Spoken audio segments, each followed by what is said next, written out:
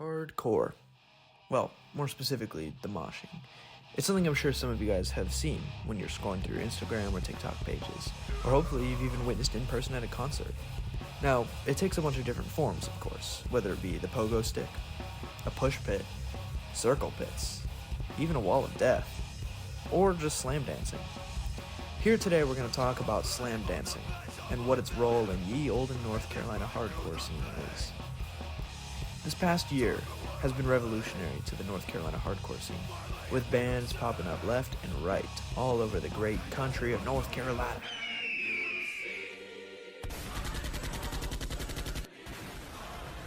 Some prominent names are Jaw, True Purpose, Brick, Guard Dog, Fading Signal, Lauren's Hope, Eyes Wide Shut, Ends of Sanity, One by One, Lucky Feelings, Survival Tactics, Get Wise, and more. Now, of course, these bands would have no power if not for the amazing venues that give them the stage over and over.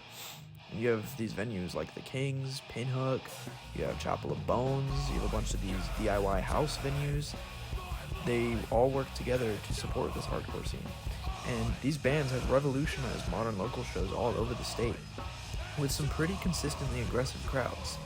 For the seasoned core kid, this might seem like a wet dream come true, but for someone trying to find their way into the scene, this can be intimidating.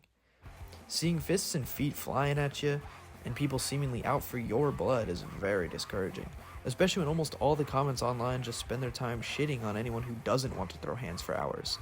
This leads to most shows looking pretty empty and boring as all the people gravitate to the back to avoid being hit. I thought hardcore was about community, about coming together, not bullying everyone who doesn't conform, and more importantly, purist culture online just reeks of this toxicity. You'll have hundreds of these snobby kids online complaining the second that there isn't swinging or blood being spilled. And even when there is the violence that these kids are praising, they criticize it like they're Gordon Ramsay looking at some burnt chicken, which is so stupid, because most of these kids barely pull up to shows and then just glorify them. Almost any mosh pit footage will be smeared in comments from people talking about how bad these pits are and how they only participate in real pits, when their participation looks more like this. The most frustrating part about all this is how many members of the scene themselves are also frustrated by this culture. I mean, so many people are against slam dancing, yet want to participate in these pits. And you can see how many people participate in these stage diving centered pits. As a community, it just makes more sense to make the push towards more stage diving and crowd surfing centered shows.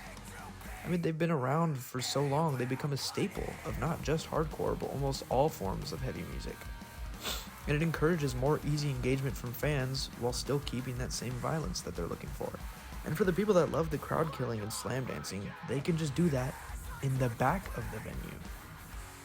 I'd always believed that there was no hope. I mean, it's North Carolina. It's not DC or LA or the Bay or New York. But when I attended the Fading Signal album release show on November 18th last year, my mind was blown. I'd always dreamt of witnessing the stage dive perfection that I spent all my free time watching in the Turnstile Outbreak Fest footage.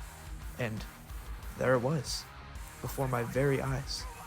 The first thing they did to change the dynamic was this. Seeing the way some of y'all mosh, not all y'all need to be in that mosh pit. Get to the front, come on. Let's go, come on. I'm serious, get to the front. We're not starting till you get to the front. That's right. They called it out, and they told everyone to get their sorry asses up to the front. And literally all it took was that. And the pits went from this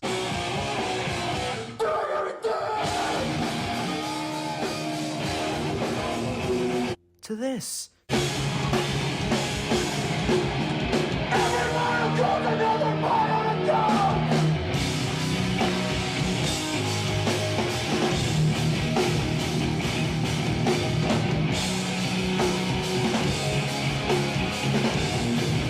I mean, this immediately made the show that much more engaging, and it made it feel like a real community full of energy and that fun that I'd always seen online.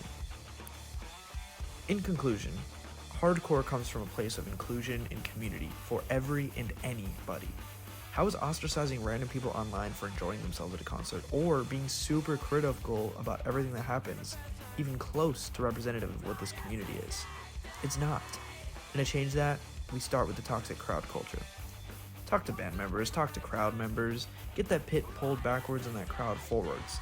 Let's not let the rampant purism ruin the community and seal us off. Remember, it is a quality. Thank you.